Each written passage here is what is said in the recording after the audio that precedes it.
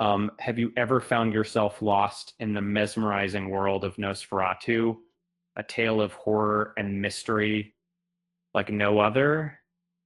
As a self-proclaimed connoisseur of the macabre, I've encountered my fair share of eerie stories, but Nosferatu has always stood out to me. With its chilling atmosphere and iconic portrayal of the vampire Count Orlok, this cinematic masterpiece has left an indelible mark on the world of horror. Today, we're lucky enough to have the talented Doug Jones joining us to share his experiences working on the remake of this classic film. Throughout his illustrious career, Doug Jones has become known for his unique blend of physical acting and practical effects, bringing to life unforgettable characters such as Abe Sapien in Hellboy, the Faun and the Pale Man in Pan's Labyrinth, and the Amphibian Man in The Shape of Water. In Nosferatu, a symphony of horror, he takes on the role of Count Orlok, working alongside writer-director David Lee Fisher in a stunning remake of the original silent horror film. In Nosferatu, a symphony of horror, we follow the story of Thomas Hutter, played by Emrys Cooper, who is sent by his boss, Herr Nock, to meet with Count Orlok in the mysterious town of Visborg. Little does he know that Orlok is a vampire seeking to purchase a new property for his sinister purposes.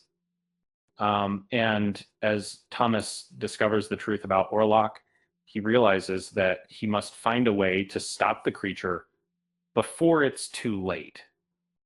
During our interview, I had the opportunity to ask Doug about the decade-long journey of bringing Nosferatu, a symphony of horror, to life, and the inspiration he drew from Max Schreck's original portrayal of Orlok. He explained that he wanted to pay homage to Schreck's iconic performance while still bringing a unique flair to the character. With this remake, Doug had the rare opportunity to act in the same sets as Schreck did in the 1922 original, allowing him to create a nearly identical version of the film while seamlessly blending in dialogue, sound effects, and a symphonic soundtrack.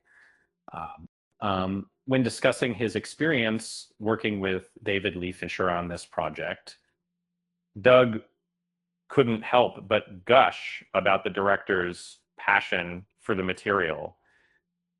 The two had previously worked together on the 2005 remake of The Cabinet of Dr. Caligari, and their collaboration on Nosferatu was just as fruitful. Doug praised Fisher's poetic approach to filmmaking, sharing their mutual appreciation for classic black and white silent films. As our conversation came to a close, I couldn't help but ask Doug about the possibility of reprising his role as Billy Butcherson in a potential Hocus Pocus 3.